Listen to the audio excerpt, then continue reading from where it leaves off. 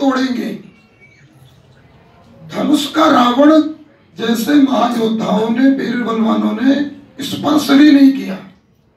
रावण बाण महाभट भारे, देखि सरासन गवहि सिधारे, केवल दर्शन किया है, धनुष का स्पर्श भी नहीं किया। लेकिन जो मूढ़ राजा लोग आए थे, रावण विद्वान था इसमें कोई शक नहीं है, रावण ज्ञानी था इसमें भी कोई शक नहीं है।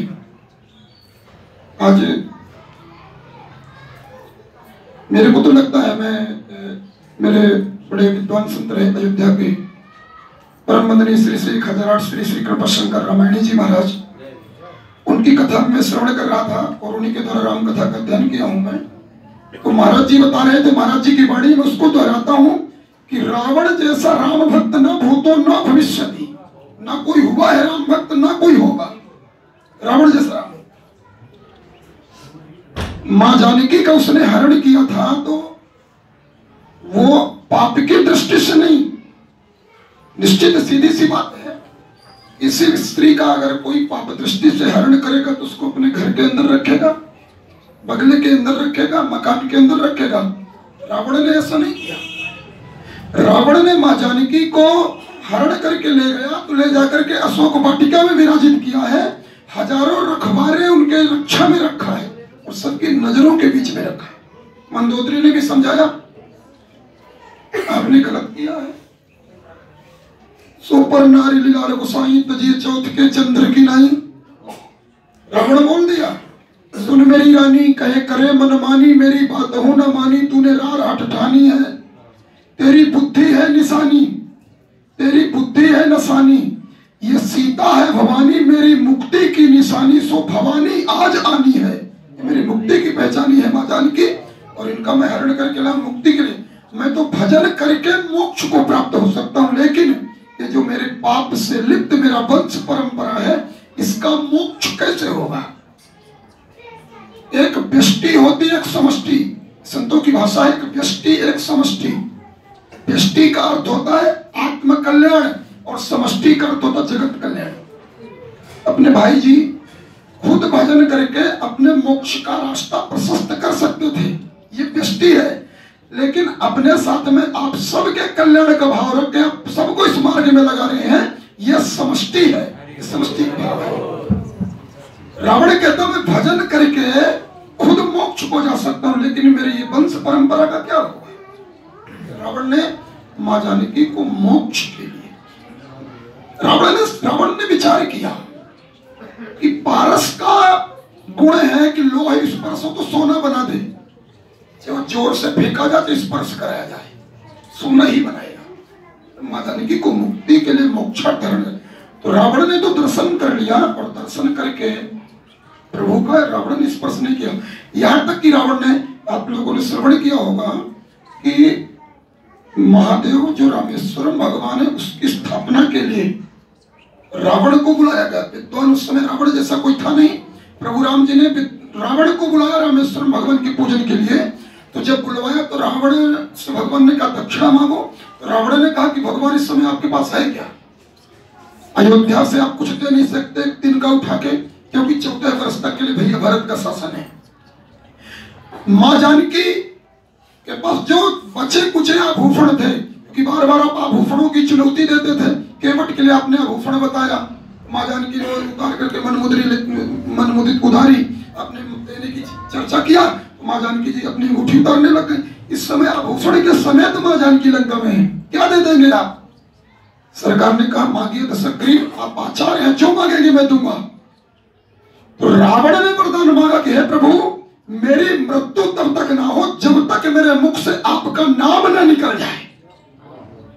भक्ति की पराकाष्ठा। रावण को मालूम है कि मरते समय जिसके मुख से प्रभु राम का नाम निकल जाएगा, भगवान गोविंद का नाम निकल जाएगा, वो फिर कहीं आवागमन से मुक्त होकर के यद गत्वा नारिवर्तन्ते तद्धामम परमम, यह वही जाएगा। रावण कहता मेरी मृत्यु तब तक ना हो जब तक मैं राम ना कह दूं, मेरी ये दक्षिणा है। भगवान ने कहा था। आप पूरी रामायण, कोई भी रामायण पढ़े देखिए, योग वशिष्ठ रामायण, चाहे आप आनंद रामायण, चाहे जो भी रामायण, तुलसीकृत रामायण, वाल्मीकि रामायण, रावण के मुख से एक भी बार राम नहीं निकला। कभी तापस, कभी तपस्वी, कभी रही दशरथ पुत्र जो मन करता कहता रह गया। अंत में जब भगवान ने नाभि का, विभीषण ने बताया कि इसके नाभि में अमृत है, भगवान ने अमृत भी सोख लिया, तब भी रावण मरा नहीं। रावण को दया आ गई कि मेरे भगवान थके जा रहे हैं, इनके माथे से पसीना श्रम बिंदु निकल रहा है। रावण को भगवान के प्रति दया आई। तब रावण ने कहा राम रण हताऊ पचाई, और जैसे मुख से कहा राम निकला है, भगवान ने बाण का संधान कर दिया, रावण मोक्ष को प्राप्त हो गया। रावण जैसा राम भक्त कौन है? तो रावण ने दर्शन किया और दर्शन करके, यहाँ तक कि ये मैंने कहीं अध्ययन तो नहीं किया, मैंने सुना है संतों के मुखारविंद से, और ये मेरा विश्वास है कि संतों की वाणी ही शास्त्र है। संतों के जो मुख से निकल गया वही शास्त्र है, ये मेरा विश्वास है। और तो मालूम नहीं, क्योंकि शास्त्र में तो नहीं पढ़ा, लेकिन मैंने सुना कि रावण ने धनुष बाण का धनुष यज्ञ में स्पर्श इसलिए नहीं किया, उस समय रावण जैसा ज्योतिष का विद्वान कोई था नहीं, कर्मकांड का विद्वान कोई था नहीं। रावण ने, राघव मेरे पद्मासन पर विराजित थे, जब बैठे थे तो राम जी कैसे आए थे, हस्त का दर्शन किया, हस्तरेखा का दर्शन किया रावण ने राम जी का। तो उसने देखा कि सरकार के वाम हस्त में मां जानकी के जो विवाह की रेखाएं उभरी हुई हैं। रावण ने देखा, रावण भयभीत हो गया, अरे मैं धनुष छूंगा तो बदनाम हो जाऊंगा, धनुष तोड़ने वाले केवल यही है, इसलिए धनुष स्पर्श करना भी उचित नहीं है। रावण ने धनुष भी स्पर्श नहीं किया। लेकिन उसी दिन से अपने महादेव भगवान से प्रार्थना किया कि हे महादेव, अगर मैं आपकी शुद्ध हृदय से, सच्चे मन से, श्रद्धा से, भाव से पूजन किया है, तो आज से आप हस्तरेखा का विलोप कर दीजिए। और उसी दिन से हस्तरेखा का विलोप हो गया।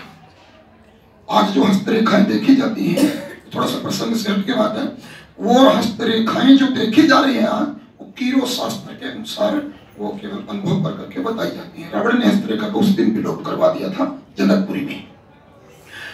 रावण ने दर्शन किया, बाणासुर ने दर्शन किया, लेकिन महाराज जब दर्शन कर करके सब गया, लेकिन जो मूढ़ थे तो उन लोगों ने धनुष तोड़ने का प्रयास किया। भूप सहस्त्रस एकई बारा लगे उठावन टरई नटारा। इसमें भी बहुत सारी बातें आती हैं, इस चौपाई का भी बड़ा विश्लेषण इसमें भी। भूप सहस्त्रस एकई बारा, 10,000 राजा एक साथ धनुष तोड़ने कैसे गए? धनुष कितना बड़ा था, धनुष कितना बड़ा था कि 10,000 राजा एक साथ उठाने गए। और अगर धनुष इतना बड़ा था तो मां जानकी ने हाथ में उठा के फिर पोछा कितने समय तक लगाया? कितना, इसमें क्या बात है? तो एक संत कहते हैं कि भैया इसमें विश्लेषण करने का विषय एक ही 12 का अर्थ दिन भी होता है। एक दिन में 10,000 राजाओं ने धनुष तोड़ा। सपोज इसको छूने के लिए कोई इसको स्पर्श करने के लिए 10,000 आदमी को लगा दिया जाए, शायद है मुश्किल से 12 घंटे में कोई स्पर्श कर पाएंगे 10,000 आदमी। 10,000 आदमी को छूने, तो उठाने के लिए जा रहे तो कोई भाई ट्राई भी करते रहे, प्रयास भी करते, हिलाते डुलाते रहे होंगे, छू के तो भगते नहीं रहे होंगे। तो 10,000 राजा ने कैसे कर लिया? तो बाबा की कृति है ये, वेदांतों से नाना पुराण निगमागम सम्मतम यद। शब्द में बड़ा आनंद है। भूप सहस 10 एकई बारा, इसका बड़ा सुंदर विश्लेषण किया अगली चौपाइयों में। भूप सहस 10 एकई बारा। भू क्या है?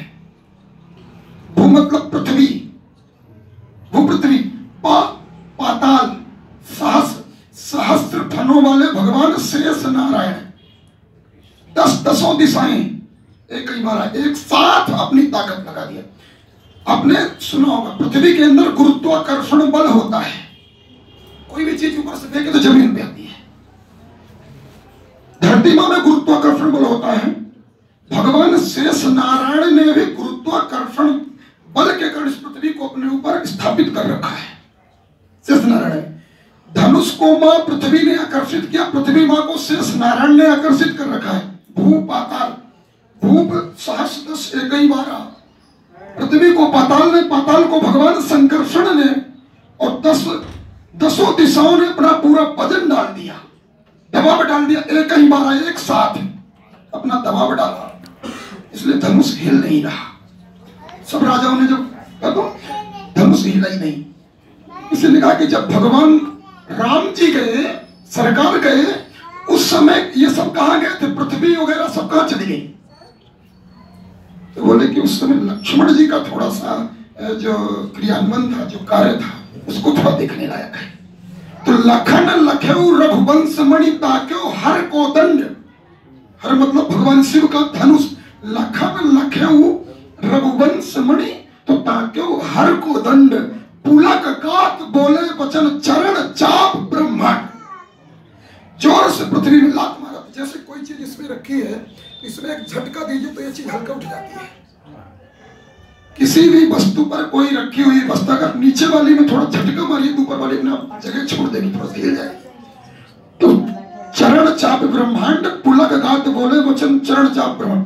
लक्ष्मण जी ने चरण मारा, लात मारा, चरण इस प्रहार किया धरती मां पे, धनुष थोड़ा उठा और बोल पड़े तिस कुंजरहु कमठ अहिकोला, धरहु धरण धरि धीर न टोला टोला, राम चाहि शंकर धनु तोरा, हो सजग सुन आय सुमोरा। मेरा आदेश है सब सावधान हो जाओ, पृथ्वी पाताल अब सब सावधान हो जाओ, मेरा आदेश है। क्यों? चौपाई से पूरा आगे तक बहुत आगे तक प्रसंग आ रहा है। सब सतर्क हो जाए, मेरा सरकार धनुष तोड़ना चाहती है, सब सतर्क हो गए, धनुष तोड़ने और मेरे सरकार को गुरुदेव भगवान को प्रणाम। इसने पूछा कि राम जी ने धनुष को ऐसे मजाक में उठा लिया तो क्या लक्ष्मण जी का ही पूरा क्रियान्वयन था? बोले नहीं, केवल लक्ष्मण जी का ही नहीं, उस समय सदगुरुदेव भगवान की कृपा कार्य कर रही थी।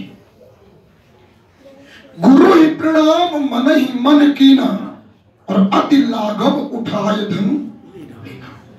गुरुदेव के चरणों पर वहीं बैठे बैठे, वहीं पर धनुष के पास पहुंच करके चाप समीप राम जब आए,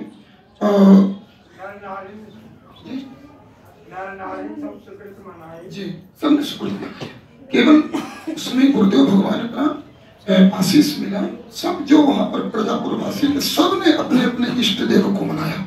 हे प्रभु, परमात्मा को सुंदर, ठाकुर जी को सुंदर है, माँ जानकी के योग कबर है, सबने अपने अपने भजन का फल, भजन का प्रताप प्रदान किया।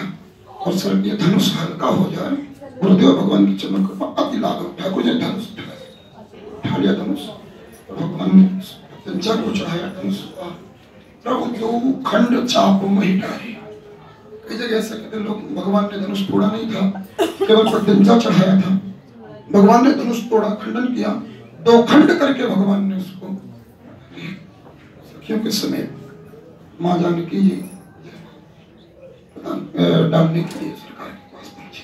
उस समय सखियों ने थोड़ा सा विनोद किया। माँ जानकी जयमाल डालती हैं, तो जब जयमाल पड़ गया तो पति तो भगवान राम हो गए, तो उस समय माँ जानकी का कर्तव्य था कि भगवान को प्रणाम करें। पतिदेव हो गए तो माँ जानकी को और प्रभु को, अपने पतिदेव को, अपने परमेश्वर को प्रणाम करना था। लेकिन माँ जानकी ने केवल जयमाल डाला है, जयमाल डाल करके प्रणाम ही नहीं किया। क्यों? संतों ने कहा भाई प्रणाम क्यों नहीं किया? बोले माँ जानकी के मन में थोड़ा डर था कि भगवान के चरणों में जादू है, इनके चरण का स्पर्श हो जाने से पत्थर नारी बन जाता है, तो कहीं वो जादू उल्टा काम न कर जाए या नारी कहीं पत्थर ना बन जाए। डर के मारे उन्होंने स्पर्श नहीं किया चरण। ऋषि पत्नी कर सूरत करी, गौतम नारी का सूरत करके और चरण का स्पर्श नहीं किया। माँ जानकी ने जयमाल पड़ा है, ज्यादा समय हो रहा है, भगवान परशुराम जी भी आए हैं, इसके बाद संवाद हुआ, आप लोग सब विदित परशुराम जी आए और इसके बाद में होगा संवाद हुआ जो भी, और संदेशा भेजा गया अवधपुर, अवधपुर संदेश पहुंचा है, सरकार की बड़ी सुंदर बारात आई है। बताइए जरा, इतना सुंदर अवसर आया, पट खुलने से पहले तो आप बताइए ये तो पट खुलने वाले का हमारी इज्जत या भी आप श्री मुखाग्नि से कुछ सुनते हैं, कुछ जरूर कहेंगे आप। पहले पट जब तक खुलते हैं तब तक आप कुछ कहिए, विवाह तो देखिए ठाकुर जी ने श्री रामानंद संप्रदाय के संत भेजे, श्री रामानंद संप्रदाय में, और पूज्य बाबा, हमारी वाटिका वाले बाबा पूज्य राधा बाबा, और बाबा के बड़े प्रेम भाजन पूज्य पाद श्री कृपा शंकर जी रामायण जी बहुत विभूति हुए, उनसे डायरेक्ट रामायण की शिक्षा प्राप्त की है। तो बाबूजी बाबा ने इस उत्सव को मनाने के लिए भी, देखो कोई उत्सव ऐसा न रह जाए। पिछले बार सीताराम जी आए थे, हालांकि कोई यहाँ आज ऐसी, हमने कहा कि उत्सव कैसे करेंगे, क्या स्वरूप होगा, इतनी जल्दी जल्दी बहुत व्यस्त थे। लेकिन उत्सव का स्वरूप ये कि भगवान ने कहा एक संत भेजेंगे उस दिन, और उत्सव का स्वरूप मैंने तय कर लिया, प्रसाद तो होगा, लेकिन देखो भगवान के विवाह उत्सव की वार्ता आपको सुनने को मिलेगी। जय जय गुरुदेव भगवान की, रामचंद्र भगवान की। अब महाराज सूचना भिजवाई गई अवधपुरी। मर्यादा इतनी सुंदर है कि यहाँ से नाई और पंडित सूचना लेकर के अवधपुरी पहुंचे हैं। अवधपुरी में सूचना जब मिली है, जानकारी मिली, महाराज नृपेष्ट अवधेश चक्रवर्ती नरेश श्री महाराज दशरथ जी ने बारात सजवाया है, गुरुजनों को लिया, प्रजापुरवासियों को लिया और लेकर के जनकपुरी की पावन यात्रा की। जनकपुरी की यात्रा में बारात आई है। भगवान को जानकारी मिली, भगवान मेरे दर्शन करने के लिए सरकार का जन्मास पधारे हैं, पूज्य पिताजी का दर्शन करने के लिए जन्मास पधारे सरकार। लेकिन जो जन्मास से बारात जब द्वार के लिए चलती थी, वो शोभा बड़ी अलौकिक थी। आप हमारे और आप सबके सांसारिक लोगों के विवाह में और भगवान के विवाह में अंतर कितना है कि जब हम लोग विवाह के घोड़े पर चढ़ते हैं तो काम हमारे सर पे होता है। जब हम विवाह की यात्रा में चलते हैं तो काम हमारे सर पे होता है। लेकिन जब मेरे मर्यादा पुरुषोत्तम दुल्हा बन करके और जनमास से चले हैं द्वार की यात्रा में, उस समय भगवान काम के सर पर चढ़ करके उतार रहे हैं। ठाकुर जी काम के सर पर, कामदेव स्वयं घोड़ा बन करके आता है, स्वयं घोड़ा बन करके आया है और घोड़े पर सवार होकर के, काम पर सवार होकर के ठाकुर जी में चले हैं। बड़ी सुंदर भगवान की पावन विवाह की जो श्रृंखला बताई गई है, बड़ी सुंदर। आचार ब्राह्मण पूजन किया, गौरी गणेश का पूजन किया और गौरी गणपति इत्यादि का सबका पूजन करके, सबको मना करके भगवान का बड़ा सुंदर पावन विवाह हुआ है। विवाह हो रहा है। बाबा ने जो विवाह की गति का वर्णन किया है, तो भावरी की जगह कन्यादान, कन्यादान की जगह भावरी, भावरी की जगह कन्यादान, कभी गौरी गणेश जी को आगे पीछे किया तो कभी इनके पूजन में आगे पीछे किया। इन्होंने कहा कि क्या बाबा की विद्वता में कोई कमी थी? बोली नहीं, बाबा की विद्वता में कोई कमी नहीं थी। तो फिर कमी किस बात में थी? तो बाबा ने आगे पीछे विवाह के क्रम को क्यों कर दिया? बोले जब व्यक्ति प्रेम में सराबोर होता है तो नेम निश्चित है कि टूटने लग जाता है। प्रेम न जाने नेम को, नेम न जाने प्रेम, जहां प्रेम तहां नेम नहीं, जहां नेम तहां प्रेम। प्रेम नेम का खंडन करता है, प्रेम नियम का खंडन कर देता है। यह गति है बाबा प्रेमातीत होकर के आगे पीछे के। बड़ा सुंदर विवाह है। आइए थोड़ा सा भगवान से थोड़ा मजाक करते हैं सखियों के साथ में। समय अभाव है, प्रभु जी से अपने हम भी तो शब्द सुनना चाहेंगे, इसलिए ज्यादा कुछ नहीं कहूँगा। थोड़ा सखिया का सख्य भाव है हमारा। माथे पे बिंदी लगी हुई है और इसलिए हमारे सरकार जी थोड़ा जीजा जी लगते हैं, थोड़ा मजाक करेंगे अपनी जीजा जी से। थोड़ा सरकार हमारे संप्रदाय जो अपना बोला है रामानंद जी बिंदी है। इसी में रामानंदा संप्रदाय में मात द्वयत निज भाष्य मत मिलन द्वार हनुमान उपजी विधि गुरु संपदा प्रगति सकल जहान, है ना। तो ऐसा है संप्रदाय जो है तुम लोगों का। और रामानंद में ही मध्य जी संप्रदाय है, क्योंकि इसी की शाखा है, कोड़ी शाखा भी इसी की है। मध्वाचार्य जी। और ये रामानंदियों में भी अपने मध्वाचार्य, रामानंदियों में मध्वाचार्य मध्वद्वैत निज भाष्य मत मिलन द्वार हनुमान विधि गुरु संपदा प्रगति सकल। विधि गुरु संप्रदाय ब्रह्मा जी से। ओ, ये ब्रह्म मध्व संप्रदाय की ये ब्राह्मणंदीय शाखा। वाह। मध्य बिंदी लगे साक्षर भाव होता है हम लोगों का। अच्छा, वाह। सखी भाव है। और सरकार का जो तो आराध्य मेरे सरकार ही है, प्रेम कन्हैया से है, ठाकुर से है, लेकिन महामंत्र हमारे थोड़ा सा बड़ा वो बिंदु जी वाला भजन चरितार्थ होता है। दास रघुनाथ का नंद सुत का सखा, कुछ इधर भी रहा कुछ उधर भी रहा। बात वही है, गति वही है। मुझे नर्म सखा रघुनाथ के, हमारे जो आचार्य रहे नर्म सखा रघुनाथ के रसिक रूप आगार श्रीमद राम सखेंद्र सखेंद्राचार्य जी महाराज, श्रीमद राम सखेंद्राचार्य जी महाराज पूज्यपाद गुरुदेव जय जय। और बड़ी कृपा है गुरुदेव की। तो सखियों का थोड़ा सा केवल 1 मिनट ज्यादा दीदी आप कहीं बहुत सुंदर, इतना अच्छा उत्सव है हमारे। थोड़ा सा चूंकि हम लोग सरकार को जीजा जी मांगते हैं, थोड़ा सा क्या कर रहे हो? ध्यान से, कोई ऐसी त्रुटि नहीं होनी चाहिए। श्री राम जय राम जय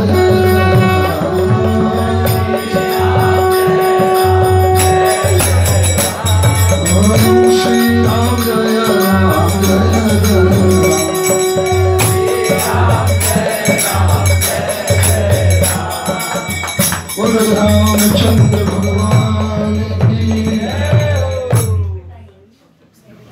आरती का समय जी दर्शन होते हैं, आप इस भजन सुनाइए, आपके सामने दर्शन करवाने हैं। सियावर रामचंद्र की भक्तवत्सल भगवान की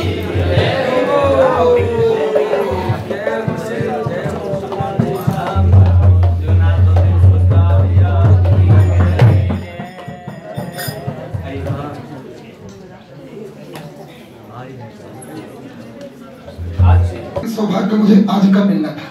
मैं लाला को बोला था मैं परसों चलूंगा, परसों के लिए जो बीता हुआ परसों है, लेकिन उस दिन थोड़ा सुस्त हो गया, बुखार भी सही हो गई।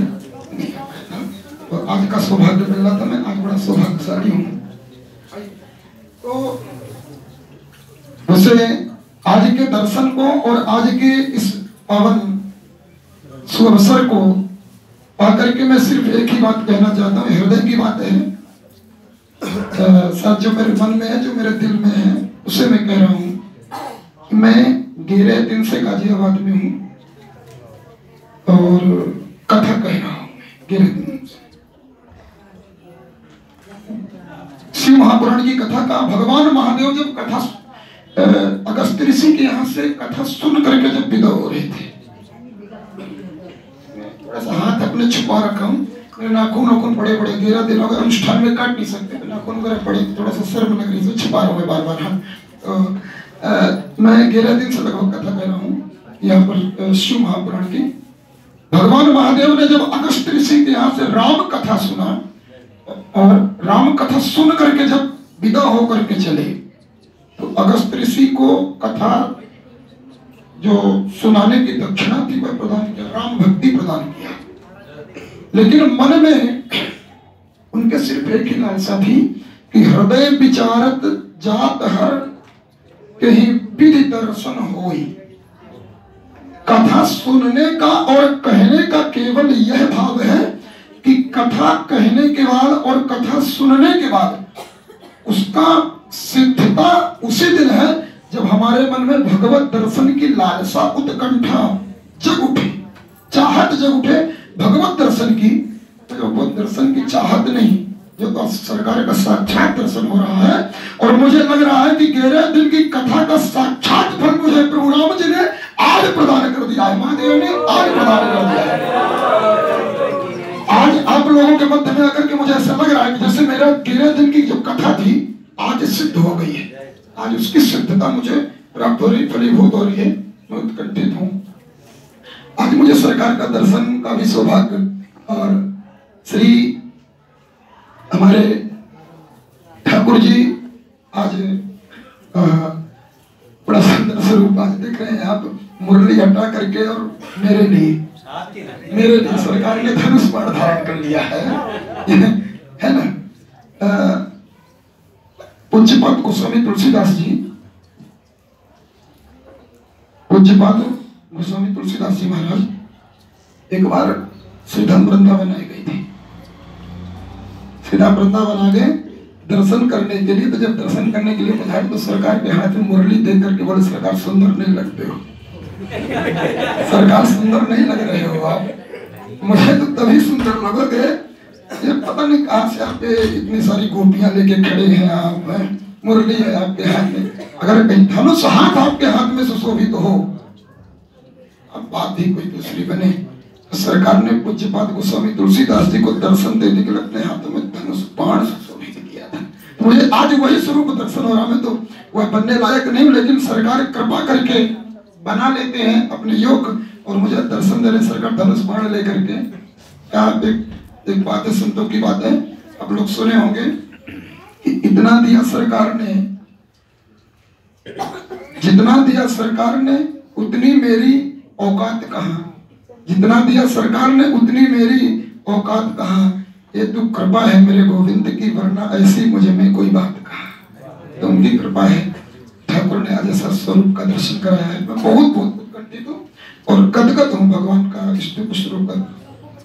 ये भगवान ने स्वयं ठाकुर जी की श्री मुखारविंद की वाणी है कि अहम भक्त पराधीनो या स्वतंत्र इवद्विजा। भगवान कहते हैं मैं तो भक्तों के पराधीन हूँ, जैसा चाहते वैसे बनना पड़ता है। इसी कलयुग के मैं थोड़ा सा कहूँगा, केवल अंत में एक मिनट में सरकार से मजाक कर लूंगा, छोटी सी मुझे लग रहा मुझे कहना चाहिए, सरकार के स्वरूप को देख करके मुझे लग रहा कहना चाहिए।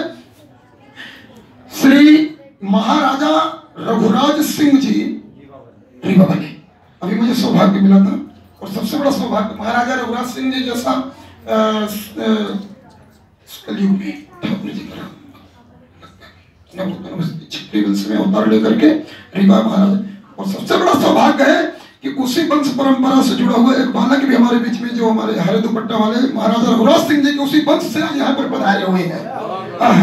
और ये बड़ी कृपा, हमारे साथ में आप सेवा में रहते हैं और महाराजा रघुराज सिंह जी के वंश परंपरा से हैं आप, बहुत बड़ी कृपा, और वहीं से रीवा से ही हैं आप। तो मैं भी कथा आपके यहाँ परिवार में कथा कहीं गया था, तब से मेरे साथ में चल रहे हैं। अभी जो नवरात्रि आती है अश्विनी मास की नवरात्रि में, मैंने वहीं पर कथा किया था महाराजा रघुराज सिंह जी के परिवार में। तो उन्हीं की चर्चा बता रहा हूँ मैं कि महाराज ठाकुर जी से बड़ा प्रेम मिला, सख भाव, वो भी सखी का भाव रखते थे। सरकार मिलने के लिए उनसे प्रतिदिन कनक भवन छोड़ करके दर्शन देने के लिए, उनका दर्शन करने के लिए सरकार जाया करते, सरयू के किनारे सखी के रूप में रहते थे। सरकार प्रतिदिन मिलने के लिए जाया करते। कहाँ जाते थे? सरयू तट पर जो कुटिया बना रखा था महाराज, वहाँ आ गए थे, वहाँ आगे थे, बैराग के लिए थे। उन्हीं के एक जो गुरु भाई थे श्री मच्छेंद्र दास नाम था, नाम तो जो इस शैव संप्रदाय का, लेकिन थे वैष्णव संप्रदाय से ही। तो वो भगवान को अपना पुत्र मानते थे, ये अपने आराध्य अपने प्रियतम मानते थे महाराज, लेकिन उन्हीं के गुरु भाई थे तो भगवान को अपना पुत्र माना करते थे। मच्छेंद्र दास महाराज बड़े अच्छे संत थे, उत्कट संत। तो जब मैं गुरुदेव के पास पढ़ाई करता था, गुरुदेव के वाणी से निकली हुई मिश्रित कथा है श्री आपका जो चार धाम है, चार धाम के मन, जो चार धाम आश्रम है ना, छोटी छावनी के पहले बिल्कुल जस्ट सामने गुरुदेव पढ़ाया करते थे, ब्राह्मण की शिक्षा दिया करते थे। तो गुरुदेव बता रहे थे कि पुत्र भाव भगवान से मानते थे। भगवान का दर्शन करें तो डेहरी के बाहर के लोग मंदिर का जो बाहर तक जाते, वहां पर बैठे बैठे और वापस चले आते थे। लोग कहने लगे कि आप एक नंबर के आलसी, कितने ढोंगी हैं आप, मंदिर के दरवाजे तक अंदर तक जाके दर्शन करने नहीं जाते। उन्होंने एक बात कहा था संबंध के कारण, मैं ये बात इसलिए कह रहा हूँ कि आगे जो मैं बात कहूँ आप लोगों को बुरा ना लगे, थोड़ा सा अच्छा लगे, क्योंकि मैं मजाक करूंगा तो अटपटा ना लगे थोड़ा सा। तो उन्होंने कहा कि क्या करें, बाहर तो जाना, बाहर से आना ही पड़ेगा। अब अगर बेटा बेशरम हो जाए तो बाप को थोड़ी बेशरम होना चाहिए। अब बेटा बहू के साथ में कंधा मिला के खड़ा है तो बाप को अपनी मर्यादा का ध्यान रखना चाहिए कि जब बेटा बहू के साथ में खड़ा हो तो बाप को वहां जाना नहीं चाहिए। लोग उपहास करने लगे, कैसी बात करते हैं, कैसी बातें करते हैं, वैसी बातें करते हैं, ऐसी बात कुछ नहीं। अब चलिए चल के दर्शन करिए। अरे बात मानिए, अगर मैं मंदिर के अंदर चला गया तो मंदिर छोड़ के वो भाग जाएगा। मैं अगर मंदिर के अंदर मैं प्रवेश कर गया तो वो नहीं रहेगा। इन लोगों ने कहा नहीं, आप चलिए, आपको चलना पड़ेगा। जब जिद किया तो जैसे ही पूज्य महाराज जी मंदिर के अंदर प्रवेश करते हैं तो सरकार का जो गर्भगृह का जो ये पट था उस पर अपने आप वो पर्दा बंद हो गया, अपने आप दरवाजे कपाट जो थे मंदिर के स्वतः बंद हो गए। घटना कोई नहीं, अभी की घटना है, इसी कलयुग की घटना है। तो बात है भगवान से संबंध, भगवान से प्रेम जो हो, तो हमारा जो संबंध है सरकार का, तो थोड़ा सा साक्ष्य भाव का संबंध है, उस हिसाब से थोड़ा सा बात करेंगे। भगवान का जब पावन विवाह हो रहा था तो एक सखी गई, सरकार आपकी माता जी का नाम क्या है? और सरकार बैठे बैठे विचार करें कि अगर एक माँ का नाम लूं तो दूसरी माँ का अपमान हो, दूसरी का लूं तो तीसरी का अपमान हो, करूं क्या? तो सरकार ने सोचा कि मेरे लिए तो तीनों माँ बराबर हैं, तो तीनों माताओं का नाम एक साथ लगातार जोड़ के बता दिया। सरकार ने कहा कौशल्या के कई सौमित्रा।